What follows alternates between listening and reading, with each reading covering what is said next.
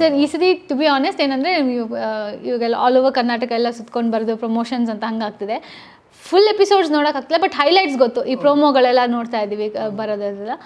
ಹೆಂಗಾಗ್ತಿದೆ ಅಂದರೆ ಅದು ನೋಡ್ತಾ ಇದ್ರೆ ಇವರೇ ಇದೆ ಅಂತ ಇನ್ನೂ ಫಿಕ್ಸ್ ಆಗೋಕ್ಕಾಗ್ತಾ ಇಲ್ಲ. ಈ ವೀಕ್ ಹಂಗಿದೆ, ನೆಕ್ಸ್ಟ್ ವೀಕ್ ಚೇಂಜ್ ಆಗಿಬಿಟ್ಟಿರುತ್ತೆ, ಆ ಥರ ಇದೆ. ಸೊ ಇನ್ನೂ ಇದು ಮಧ್ಯ ಆಗಿರೋದ್ರಿಂದ ತುಂಬ ಚೇಂಜ್ ಆಗುತ್ತೆ sir going towards and probably ಇವಾಗಲೇ ಅದನ್ನು ಡಿಸೈಡ್ ಮಾಡೋಕ್ಕೆ ಸ್ವಲ್ಪ ಕಷ್ಟ. ನನಗೆ ಪ್ರಾಬಬ್ಲಿ ಮೈಕಲ್ ಅವರು ಹೇಗೆ ಕನ್ಸಿಸ್ಟೆಂಟ್ ಆಗಿದ್ದಾರೆ ಅದು ನನಗೆ ಇಷ್ಟ ಆಗುತ್ತೆ. ಸೊ ತುಂಬ ಫ್ಲಕ್ಚುಯೇಷನ್ಸ್ ಇಲ್ಲ, ಒಂದು ದಿನ ಈ ಥರ ಇನ್ನೊಂದು ದಿನ ಬೇರೆ ಥರ ಇಲ್ಲ. So I think Michael has a good chance. But ಈ ಸಲ ಸ್ವಲ್ಪ ಶಾಕಿಂಗ್ ನ್ಯೂಸ್ ಎಲ್ಲ ಆಯಿತು ಬಿಗ್ ಬಾಸ್. ಹೌದು ಒಂದು ಅರೆಸ್ಟ್ ಆಗೋದು ಅದೆಲ್ಲ ಆದಾಗ ಹೇಗಿರುತ್ತೆ ಸರ್? ಒಳಗಡೆ ಸಿಚುವೇಶನ್ ಯಾವ ಥರ ಇರುತ್ತೆ? ನೀವು ಇದು ಬಂದಿದ್ರು ಬಿಗ್ ಬಾಸ್ ಅಲ್ಲಿ ಅಲ್ಲ, ಒಳಗಡೆ ಮನೆಯವರಿಗೆ ಏನು ಗೊತ್ತಿರಲ್ಲ, ಝೀರೋ ಗೊತ್ತಿರಲ್ಲ. ಮತ್ತೆ ಇವರು ಒಳಗಡೆ ಹೋದವರು ಹೇಳ್ಕೊಳ್ಳುವಂಗಿಲ್ಲ, ಅದಕ್ಕೆಲ್ಲ ರೂಲ್ ಇರುತ್ತೆ. ಇವಾಗ ನಾನು ಫಾರ್ ಎಕ್ಸಾಂಪಲ್ ನಾನು ಇವಾಗ ಬಿಗ್ ಬಾಸ್ ಮನೆ ಒಳಗಡೆ ಇದ್ದೀನಿ ಅಂತ ಹೇಳುವ, 2 ದಿನಕ್ಕೆ ನಾನು ಆಚೆ ಹೋಗಿ ಒಳಗಡೆ ಬಂದೆ ಅಂದ್ರೂ ನಾನು ಆಚೆ ಹೋಗಿ ಏನು ಮಾಡಿದೆ ಅಂತ ಅಲ್ಲಿ ಒಳಗಡೆ ಹೇಳುವಾಗಿಲ್ಲ. ಅದಕ್ಕೆ ಅಂತ ಒಂದು ತಕ್ಕ ರೂಲ್ಸ್ ಇದೆ, ಅದಕ್ಕೆ ನಾವು ಅಗ್ರಿಮೆಂಟ್ ಸೈನ್ ಮಾಡಿರ್ತೀವಿ.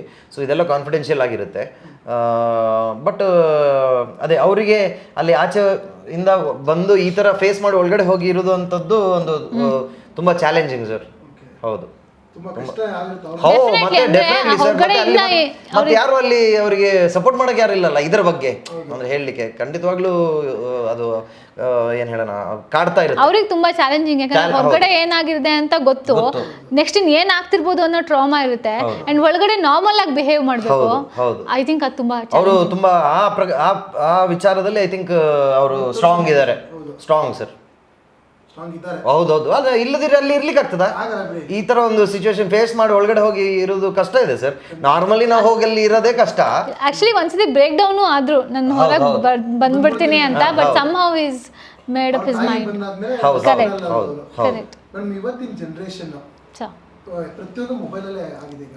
ಸೋಷಿಯಲ್ ಮೀಡಿಯಾದಲ್ಲಿ ಪಾಸಿಟಿವ್ ಇದೆ, ನೆಗೆಟಿವ್ ಇದೆ. ಸೊ ಏನು ಹೇಳ್ತೀರಿ ಇದ್ರ ಬಗ್ಗೆ ನೀವು? ಸರ್ ಎಸ್ಪೆಷಲಿ ಹೆಣ್ಮಕ್ಳಿಗೆ ಯಾವ ಥರ ಇರಬೇಕು ಅಂತ?